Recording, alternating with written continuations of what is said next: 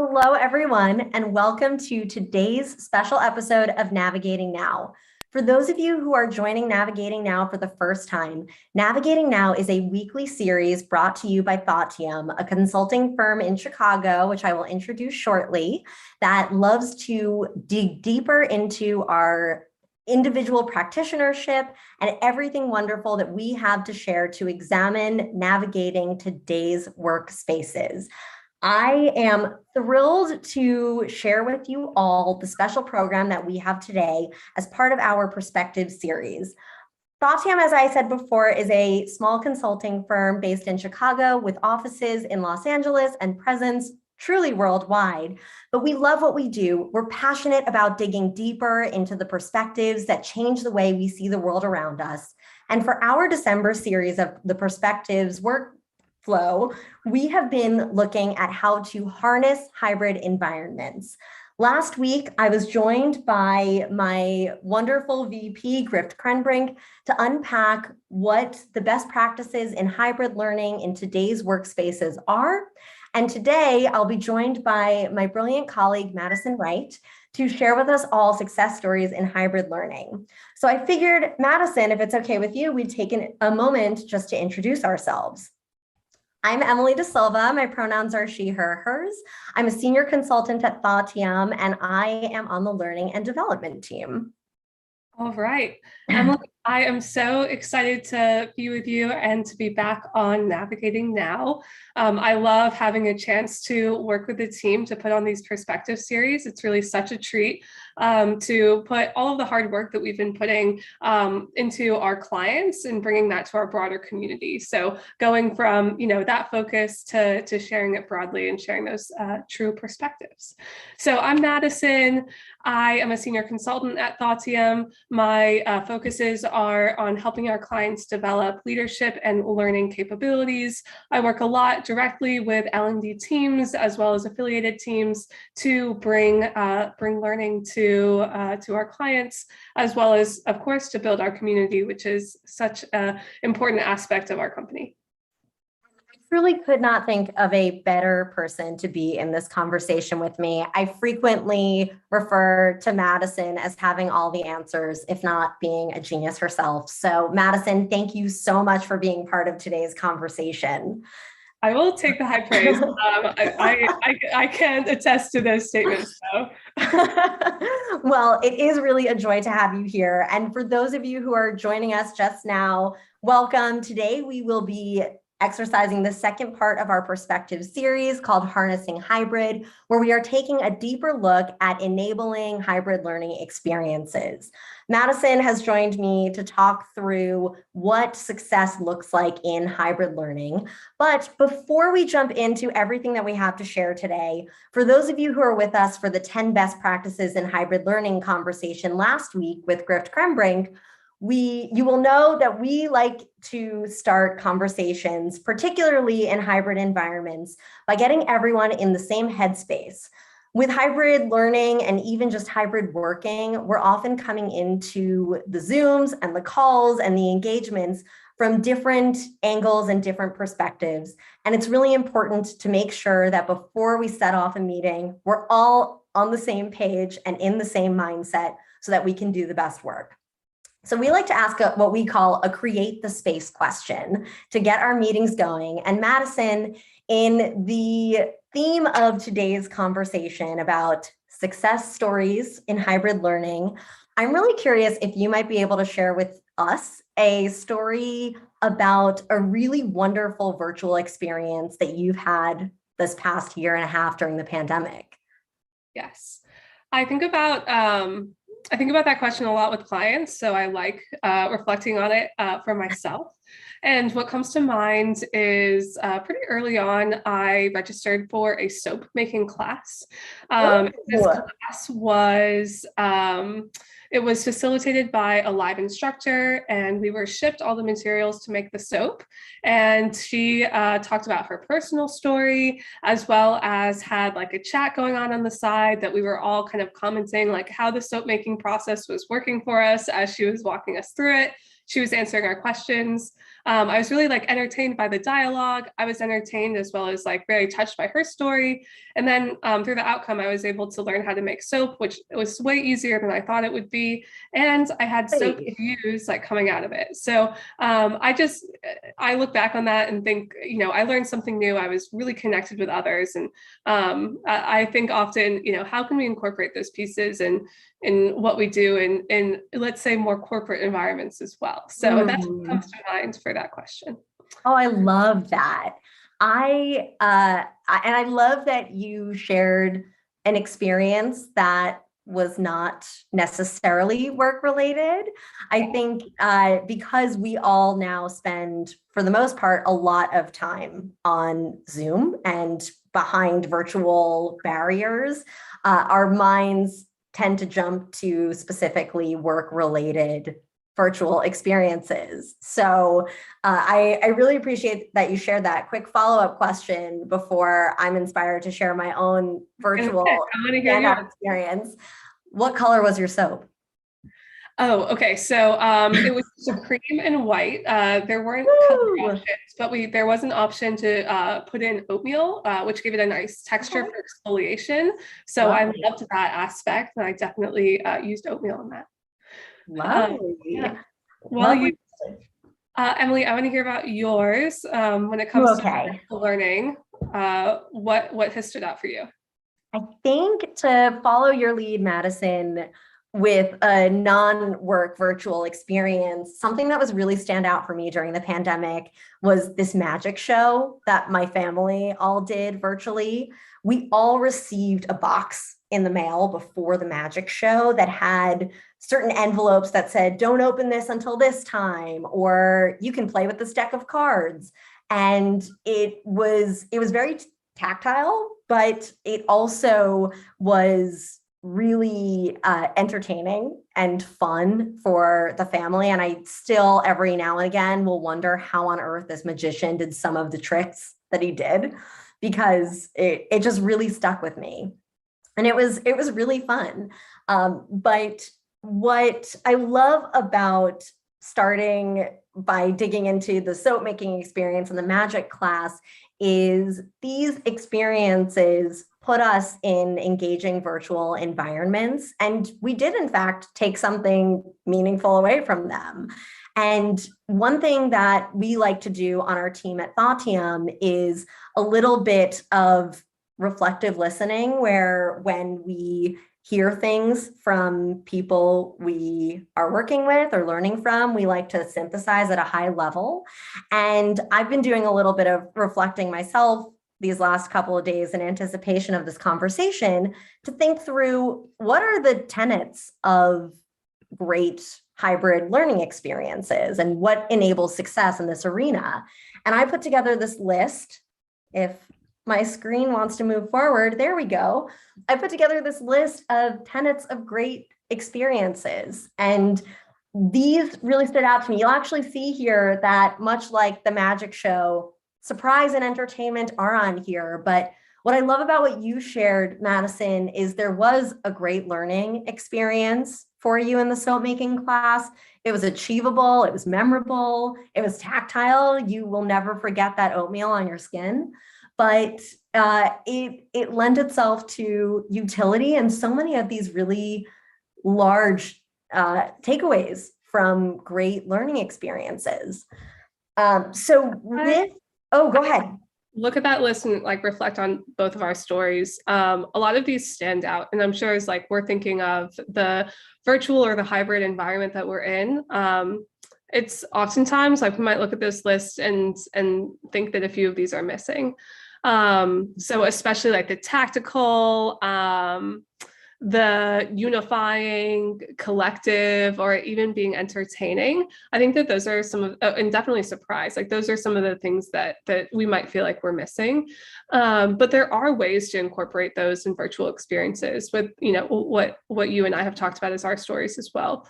I think a great challenge as teams are thinking like, how do we navigate this new world of work, is thinking of, if these are the components of great experiences, how can we bring these into our working lives, regardless of where we sit when we're working. And not, letting those go just because of the circumstances that we happen to be in. I'm glad that you brought up that sometimes these tent poles are overlooked in planning or programming hybrid experiences, because these, of course, are not the sole checklist of tenets of great learning experiences or just great memorable experiences in general, but they are a good jumping off point. And I'm curious if in looking at this list, you see any vacancies beyond what sometimes leaders leave out. Yeah, I will answer this in two parts. So I'll start with one, what is it that we're most often focused on when we're in like a working virtual environment on achieving for the experience? I think we're most often focused on probably achievement. So like having it being like achievable, and probably utility. Like we're really focused on getting to the next thing, and we might be like missing out on like those experience components. And the things that, people walk away from and are really impacted by, which every experience does not need to be, have this surprise and delight factor. But, when we are behind screens, we might be missing that. So thinking of making opportunities where you can have this surprise and delight factor and not missing out on that, again, just because people are dispersed. And then what I see missing is maybe a component from the soap making class I took, which was vulnerability and like personal connection. So, I got to hear about her story, but I've also been on calls with our team, as well as facilitated sessions where people got to be, in a breakout room one-on-one and really just talk about their individual experiences, sharing, stories of when their values, were respected or felt compromised at work, and being able to tell those like personal stories, because you don't get to talk as much with people one-on-one in the virtual environment. So I think maybe that vulnerability or one-on-one connection is maybe what I would add here. Oh, I really like that. Well, I'll definitely have to add that into the list, because for those of you who are looking along or maybe just tuning in, we are talking about the tenets of great learning experiences. And this slide here is actually part of a toolkit that we are going to host on our site, Thoughtium.com, that you can download, use as you're planning your own learning and development experiences. But Madison, since today's conversation is about success stories, and we ourselves are keen storytellers, I'd love if you maybe would share a story deviating from the soap making a little bit and into the work landscape. A story where you saw some of these great tenets ladder up into a really memorable, possibly even vulnerable experience. Yeah. So as I'm sure everyone has surmised, I love designing experiences, especially experiences that help a team or an individual better fulfill their purpose or better fulfill their objectives. So that's a huge passion of mine. And it was something that, I think all learning professionals, all leaders, anyone with an interest in creating experiences for others, we were grappling with this. How do we make these experiences? How do we do this when we don't have the opportunities for those one-on-one connections, and we don't have those opportunities to like as easily sit around a table and generate ideas? So the one example that I'll start with is a progression that we made for learning professionals, and it's called the Learning Accelerator. We have a few different variations of the accelerator. The one that I've worked most closely with is the Learning Accelerator. And we developed this because we saw a need for learning professionals to really connect with each other. So learning professionals often, especially in like startup to medium-sized organizations, there might be 1 to 3 learning professionals who are running the L&D function. What happens when you're on a team of 1 to 3 people is that you don't get as much of that collaboration for generating ideas. So we put together the Learning Accelerator to bring together anyone invested in developing learning in their teams. We've done it within teams. We've also done it with cross-company cohorts. But what we did was realize everyone is sitting virtually from each other. And we tried to look at this as an opportunity rather than looking at it as, oh, it's so unfortunate that we can't bring everyone together for, let's say, 3 days of a conference and workshops. We tried to think of this as more of an opportunity. We also recognized how much is changing in the learning landscape. So the skills that made learning professionals successful, pre-COVID, were like really strong facilitation and being able to put together great training decks or really be able to work a room in a training session. But that wasn't, of course, happening as much in virtual. So this has been a long opening, but I wanted to get us to like, no. why we built this. And it was to help learning professionals develop the skills that they needed in the current environment, as well as push ourselves to model what great looks like. To say, okay, we're working with learning professionals on developing these new age skills. We also need to develop our new age skills. So it was kind of a practice in addressing the exact same question with ourselves. We did a ton of research with market research as well as connecting with our clients. And we found 3 big topic areas to develop where learning professionals could really step into. And that was design, connecting with stakeholders, and modern age facilitation, which those skills do look completely different than what they looked like before, where they've been reordered, maybe not completely different. Sure.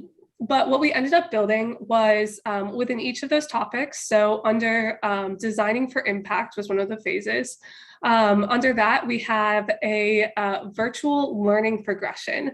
So and within this, there's multiple modes of learning. There's opportunities to read. There's also opportunities to watch videos of us talking about a topic.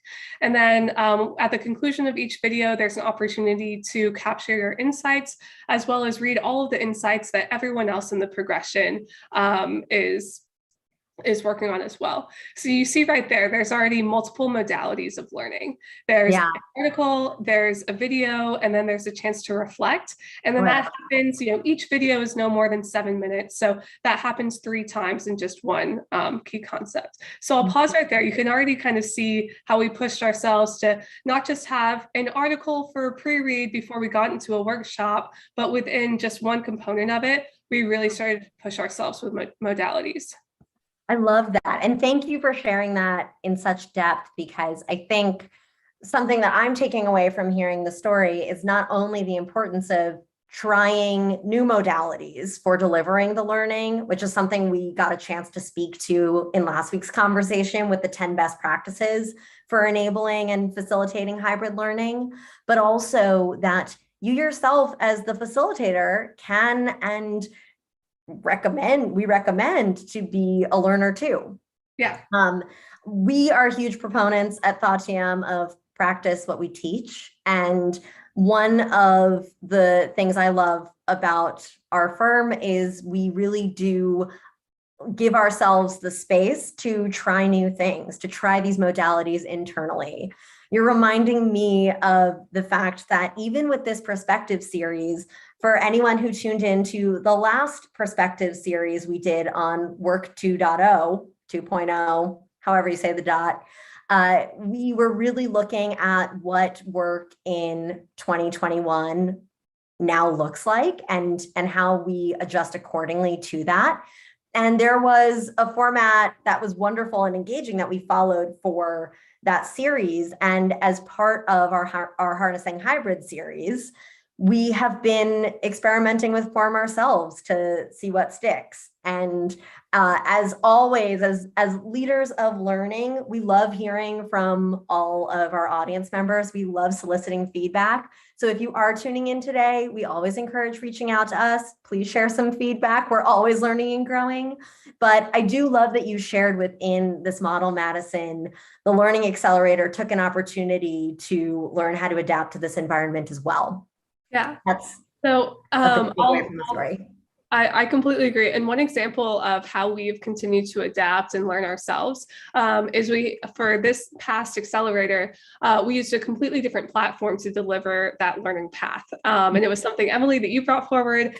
And at first I was the resistant adopter because I was like, I have all of this built out on platform A, and now we need to go build it in platform B. And I was like, that's so much work. But when I saw the benefits of platform A, you really spoke to like what the experience could be. We completely converted, and it's so much better than it ever was before. It's thank you. Collaboration. Well, The rest. Oh, go ahead. I was going to round out what the rest of the accelerator looks like. So you have this really engaging learning path, and we prompt people to learn everything they need to learn about the phase in the learning path. Because when we get into the workshop, it is all about practice and application. We're not talking heads on a screen, talking to 20 people who we have live on the line. Instead, we are really putting them into conversations with each other and asking them to take their knowledge and put it into practice. So that's really what we use the workshops for. We get even more specific into application by prompting people to take what they've learned through the learning path and the workshop and directly apply it to their real world work. And then we get people together to do some peer coaching around how that's going for them. So all that's to say is that it takes the progression from learn about it, reflect a bit, start to practice, and then really apply it to the work. And I'm sure you can imagine how this model would not be possible with all these people if we just had a workshop model of read a few articles or watch a few videos before, get people together for a day and a half of workshops or a conference, and then ask people to go and try it back on the job. People might be able to retain and apply some of it, but in this progression, we're really able to focus really tightly in on one topic with a specific set of skills and work with them to pull it directly through from learning all the way to application on the job. So that's how we responded to the hybrid environment and how we really saw it as a huge opportunity rather than an unfortunate outcome of a circumstance. We really thought, how can we, when we're asking people to learn, how can we really support their learning in a way that's not only just in the environment that we're in, but it's actually better for them and has more direct application back on the job. For sure. And there's so much I just heard in everything you just shared that my wheels are spinning pretty fast, so fast that I can't even say the word spinning. But one thing that particularly stands out to me about what you shared is in contrast to the way you described setting up this program for virtual or hybrid learners, compared to the way you would set up maybe half a day of workshops for people who would have been in person. You really took into consideration the audience, where they are, who they are, how to capture their attention, what platforms would be most effective for reaching them, which does, in fact, as I think, all things we discussed today, go back to the 10 best practices we talked about last week.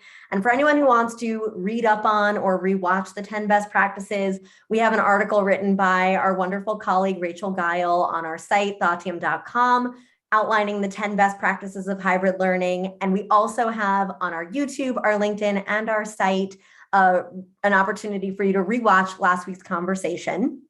But what I am drawing a link between from that conversation and this is the know your audience factor.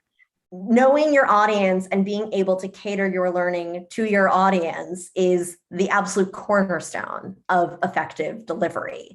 And by taking into consideration that a half day where you send some articles, present some slides, and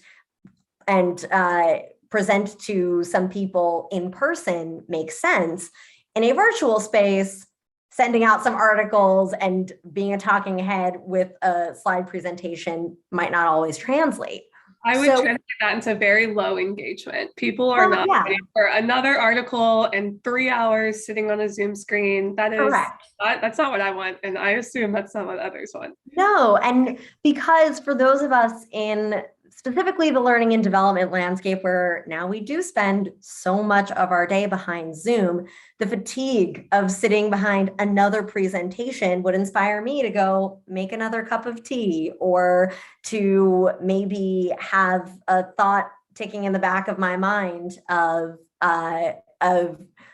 what time the program is going to end and I can do the thing that's sitting right in front of me at home. Yeah. But the reason I bring all of this up is because you are a master designer. I have learned so much about designing these workshops from you. And I know that you use a design thinking model to guide how you put together these really wonderful experiences. So I love if you would be able to share with us what the design thinking framework is that you leverage. Yes. So what I really want to emphasize, well, first, I'm very excited to get into the meat and potatoes of what we're bringing forward. So this is really where, for anyone tuning in, you can really see the direct application and you'll be able to see things that you'll be able to immediately put to work after this. So first, when it comes to design thinking, IDEO is a great place to start. That's what we love to use is the 5 steps of design thinking. But what I really want to emphasize with this is, the design thinking model, to be quite frank, there's 1,000 of them and I don't care which one people use. What we really need to do is to, I think, take a step back at that list of like experience components. You won't be able to get all of the characteristics, nor should you. But we really need to think about like what gets us to that point. The outcome is not, while the outcome can be connection and achievement and things like that, we need to go all the way back to why should we get people in a room? And if there's not a reason why you're getting people together, then like don't go through the trouble of designing a workshop. So when we address the why, especially in the workplace, there's 2 big buckets that we need to address. One, what is the need of the business? What is the business trying to achieve? And 2, what do the learners need through that? And what are the circumstances that they are in? So those are the 2 things that you need to address. If you don't have solid answers for either of those, then like it's like a yield, do not proceed, go back and have a really tight understanding of the business and the learners as well as their context. So those are the questions that you want to try to answer as you get into design. Can you pull up the design thinking steps? Absolutely. We, as we mentioned earlier, as part of our Perspective series, we've put together a toolkit that will be available on our site and that I'm certain Thoughtium colleagues will be sharing around on LinkedIn that you can all download, take away, and use as a continued guide in this harnessing hybrid work. But what Madison is referring to is a slide that we compiled of making sure that the design thinking process is effectively outlined. And here it is. I will briefly go through this because people are familiar with design thinking, but this is just an example. Well, sometimes, but yeah. How do you a 1-sentence definition of design thinking? For sure.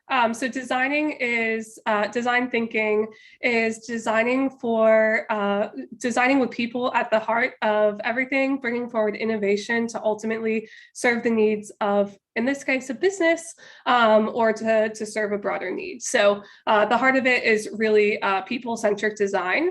And of course, how do you design with people? That's what you start with. You start by empathizing with them. We use a tool called the empathy map. That's really just a way to step into their shoes.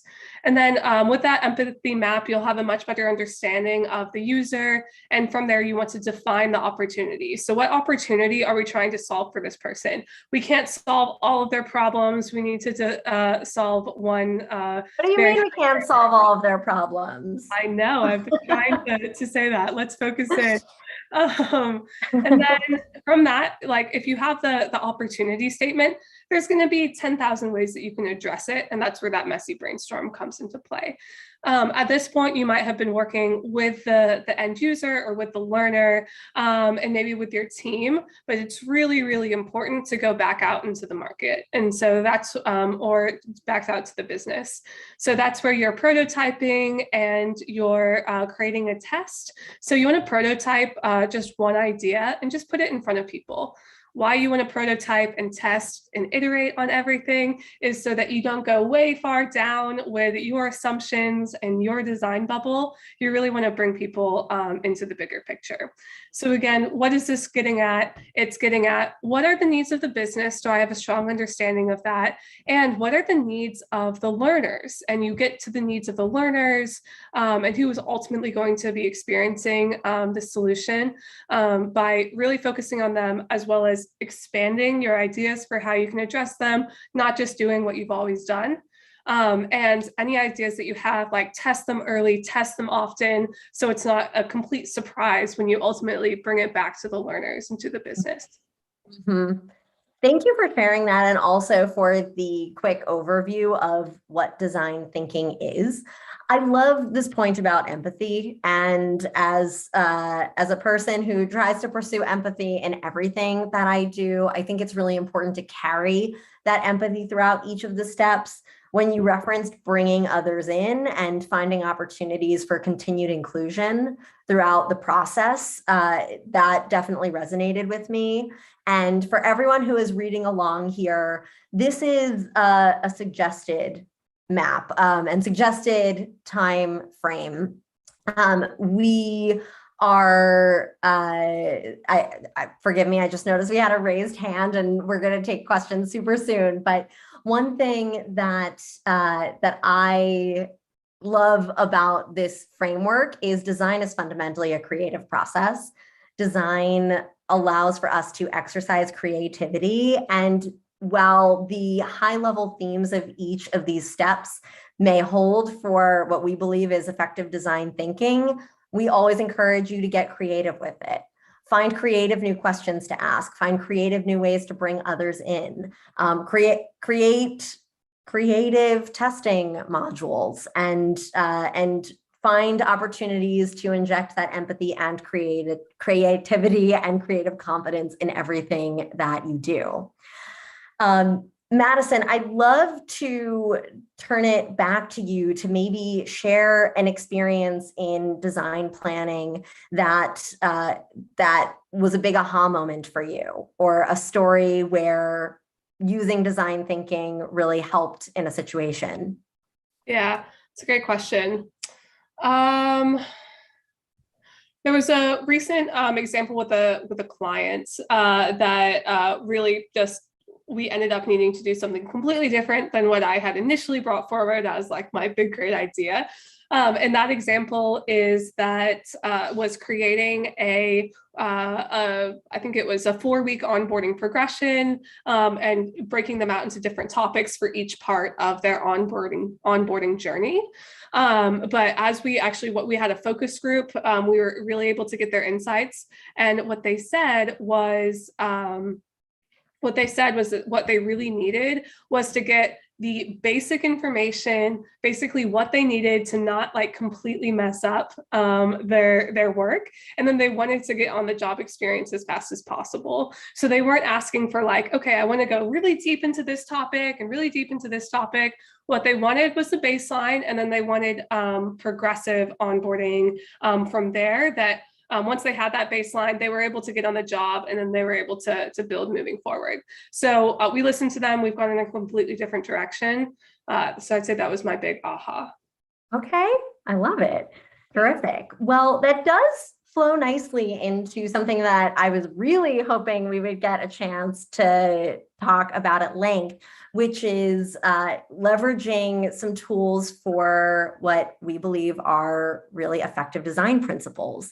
I'm going to go ahead and share something from the toolkit again. So you'll see on the screen here, we have 20 icons that outline design principles and design tools beyond just making a workshop. Madison, I'd love if you would speak a little bit about what learning progressions are and what social learning is. Yeah. So first, there are 20 icons. This is meant to be a toolkit. No need to memorize all 20 of them. The utility of this is to go into your toolkit when you're designing something and pick a few tools to use. And the reason why we develop toolkits around hybrid experiences is to show that there is more than a pre-read, a workshop, and an application question coming out of a learning experience. There's so many ways to engage people and create those great experiences, even in virtual and hybrid environments. What these two toolkits address are, I would say, when you're designing hybrid experiences, there's three things that you want to think about. First, that we talked about is really understand the need of the learners in the business. The second one is how are you going to design an effective, progression that people can learn from, that goes from, okay, I've learned it. Okay, I'm practicing it. Okay, now I'm applying it. So that's what learning progressions are, is just following that cadence of how people learn. And then social learning, one of the biggest things that we miss out on in this environment is being able to connect with one another. So we have a list of tools that help people really connect and get that organic dialogue as well. So I'm really excited to share these with people. Amazing. And thank you for sharing those definitions. Grift and I actually got a chance to talk about social learning in last week's conversation on the 10 best practices for hybrid learning.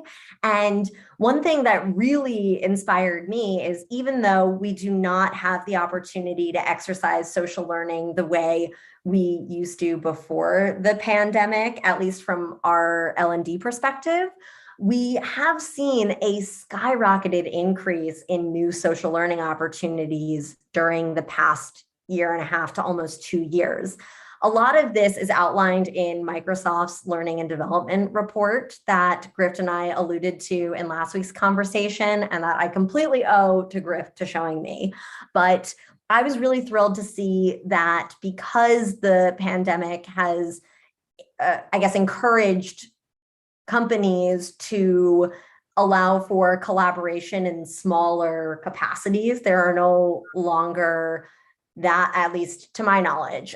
There's definitely a reduction in the number of company all hands that we see. And in massive, large-scale meetings where there are silent participants, Zoom and these virtual conferencing platforms have allowed us to be a lot more small-scale collaborative, which has given itself really nicely to new social learning opportunities. So I'd love to really dig into these. And I guess we'll start with the learning progressions, but give that context for social learning. Perfect. Okay. I love it. And social learning is one of those biggest things that we are trying to unlock, as well as learning progression. So these tools, again, are meant to be chosen from. I don't expect a learning progression to have all 10 of these. That would be quite chaotic. So I'll describe these. And again, these are tools to design a hybrid learning experience, and specifically for these, putting them together in a way that people can progress through their learning. So as you read through these, we will have definitions available on the website, so that will be there. Again, what you'll see is there's a lot more than, okay, we need to train around something, let's put a hold on the calendar for a workshop. There's so much more that we can do with that. Let's say we really want to develop a skill that that the team members can really grow in. You might start with a home study, and you heard me describe home studies can be a lot more robust than just an article or a video. You can really get people engaging with the content in a collaborative way.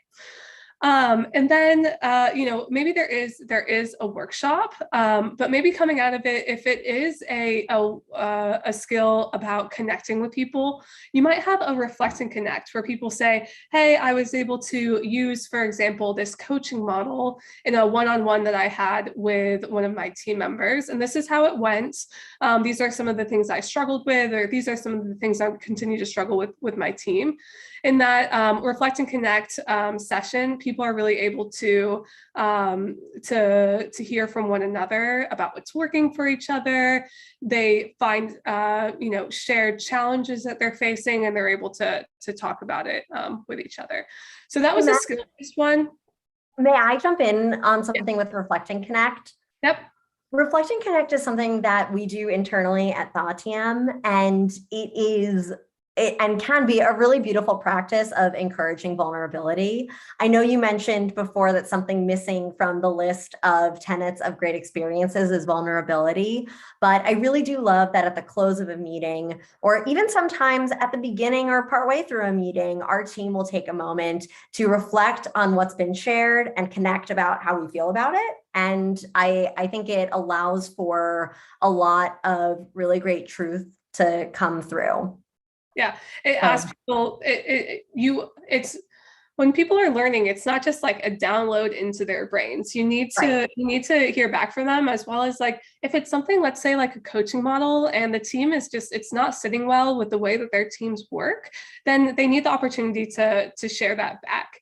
I think a lot of times we do just approach things as like, all right, we need to get people like doing these things and off on the job, but it is a two-way conversation. Definitely. Another one that I was hoping to highlight is, Sure. so that was a skill, we need to develop skills in people. But there are so many topics that people do not need to be experts in. They don't need to be able to, directly apply these skills on the job. It might just be something, shared knowledge that we want people to like have at a high level. And we don't need to put people into a workshop for those things. Maybe it's even something that's like, it's a reflection on someone's experience. That's when you want to use more fireside chats or panel discussions where you have experts sitting around at the table or sitting with each other and talking with each other and maybe getting questions from the audience. And what that allows people to do is it is a better form, in my opinion, than a presentation. A presentation, you're a talking head, but I kind of see this conversation that you and I are having as a fireside chat. And Mhm. it's much more engaging for people to be able to hear a conversation between two because you feel like you're listening in rather than, if I were to get on and talk at my screen for 30 minutes. It's more engaging and dynamic and there's more flow to it. So people tend to listen to those. We have presentation Sure. up here because you can do that. But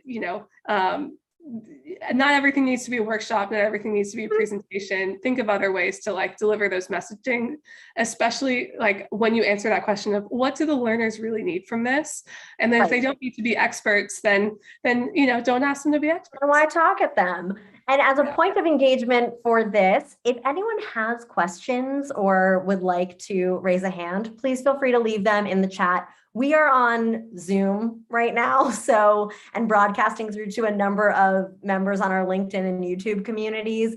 So if you are leaving comments on LinkedIn and YouTube, we will get to them after. But if you happen to be with us on Zoom, feel free to leave a comment below or a question. Do you want to recap some of the social learning ones? Absolutely. All right, so I'll do a few of these because we talked about social learning in the last one. So the last one, how can you string together experiences that people have? And then this set of 10 tools is around how can you help people connect in whatever that experience is. So you can see, whatever learning progression that you make will be a puzzle piece of these experiences. You might plug some of these in next to the other ones. One of my favorite ones is called the HBO Rule. So you might wonder, how am I so addicted to HBO shows when I watch them? How are these so good?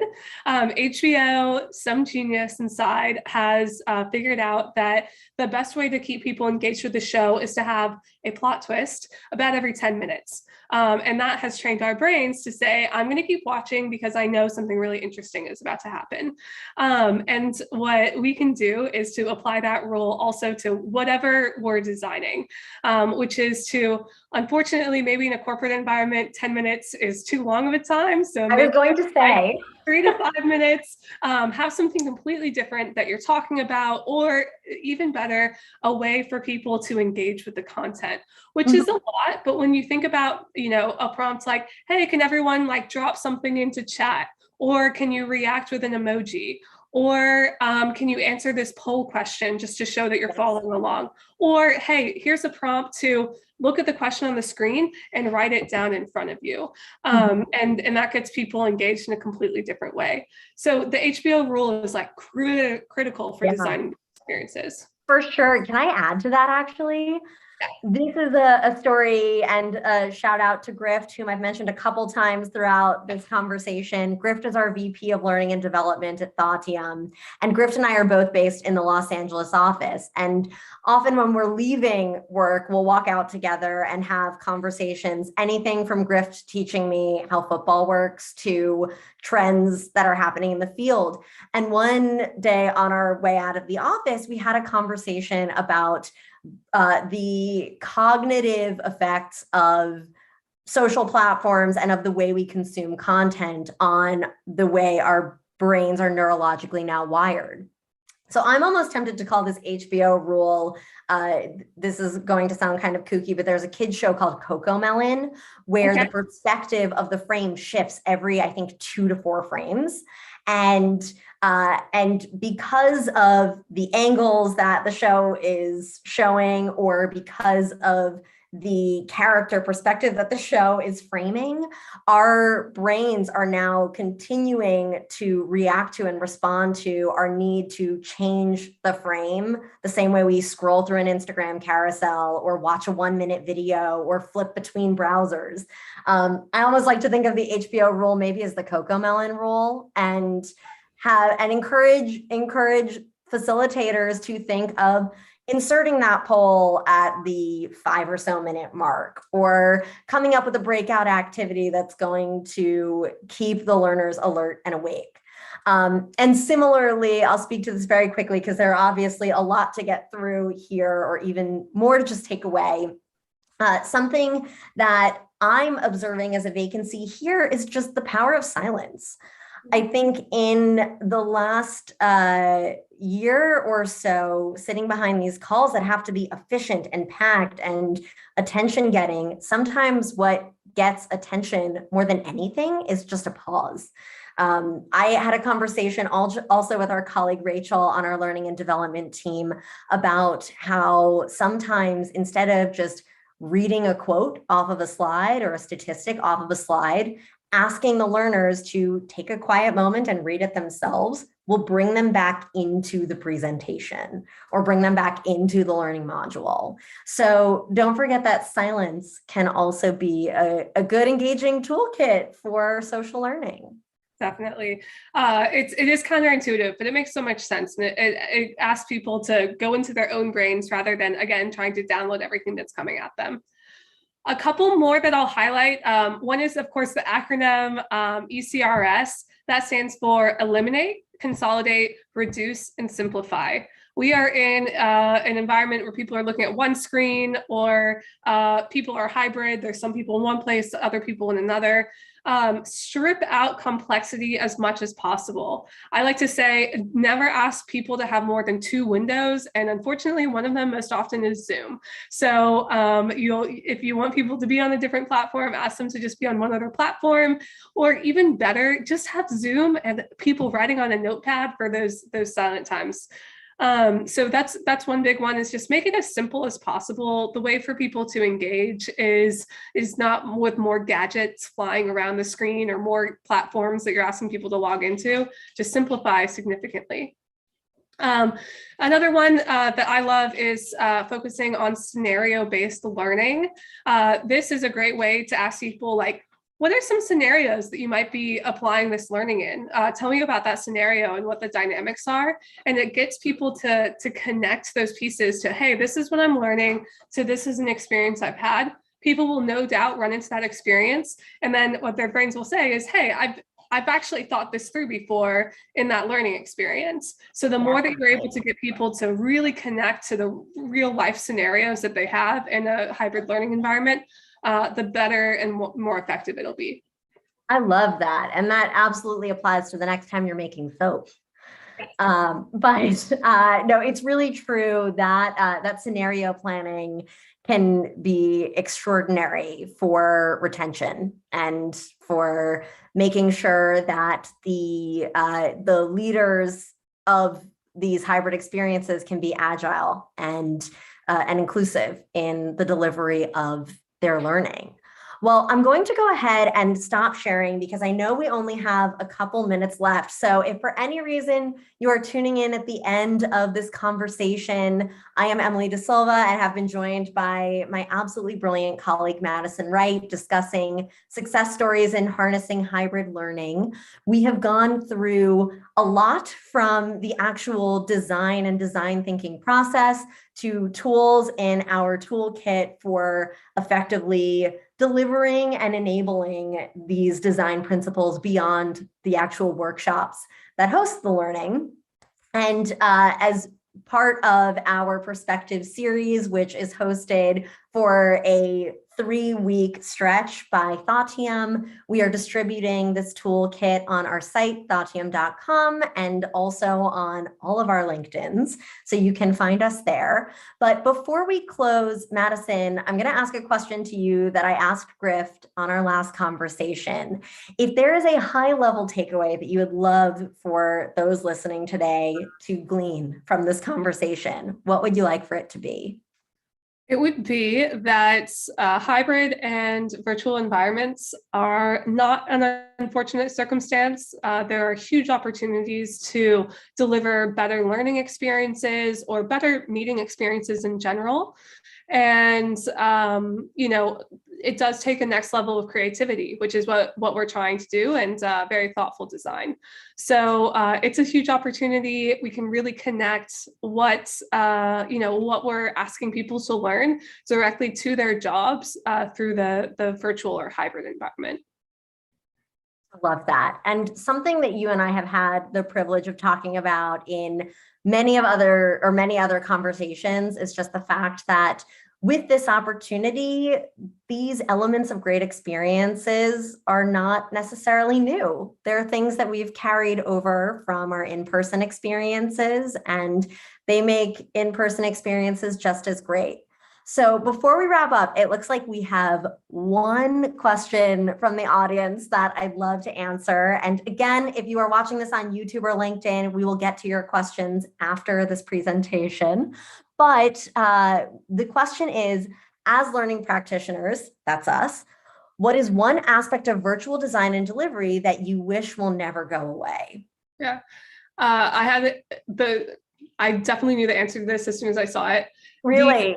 In the past, when I would facilitate in a big room of people, I would just become so reliant and honestly like best friends on the most talkative people in the room, because I knew that they would always be able to engage with me. And I was so grateful to have, the big personalities that were really tuned into whatever I was doing. And here, when it's harder to engage with people because, Zoom only lets people talk at one time, and you don't see people's body language and things like that. I have had to find ways to connect with not just the loudest people in the room, but also the people who aren't talking as much, and finding ways to bring their voices forward.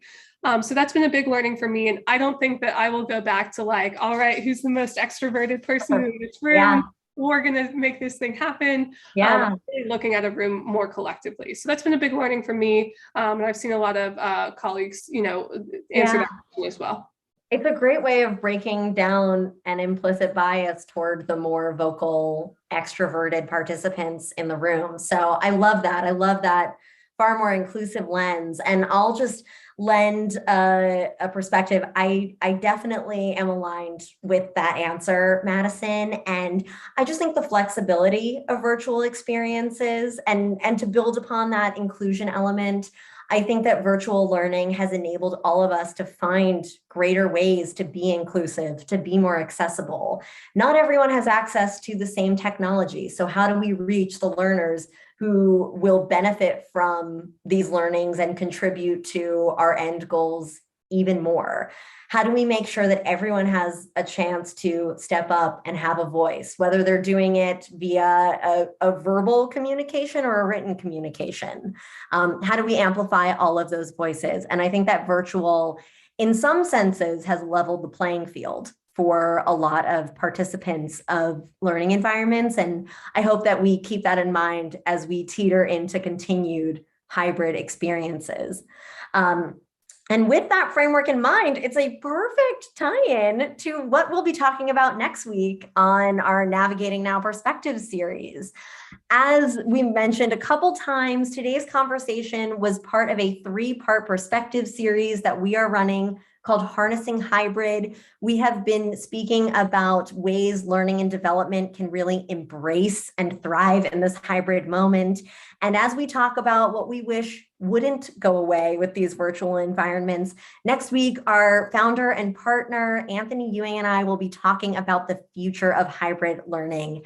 Anthony is, without question, one of the most enthusiastic futurists I've ever had the joy of working with and learning from. And I am so excited about this conversation because it will unquestionably build upon both the conversation I had with Grift last week and today's conversation with Madison. So please be sure to tune in and add it to your calendars for next Thursday, December 16th at 3 p.m. Central. It's 1 p.m. Pacific, 4 o'clock Eastern. But I know that I am really, pun intended, looking forward to this conversation about the future. And with that in mind, thank you again for joining us for today's episode of Navigating Now. If you haven't already, please join us and like us on LinkedIn and follow us on YouTube so that you can continue to engage in more of Thoughtium's Navigating Now content. Feel free to reach out to us if ever you have questions about learning and development, our practitionership, or challenges that you're facing in your own working environments. Hopefully we can step up and lend a unique perspective. But I am so grateful to have had this opportunity to speak with you, Madison. Thank you for tuning in and for joining us and lending your unique perspective. Thank you, Emily. It's been great. Amazing. Well, we will see you all next week. Thank you so much. And also, as a final point of reference, this toolkit will be available to you via Thoughtium.com.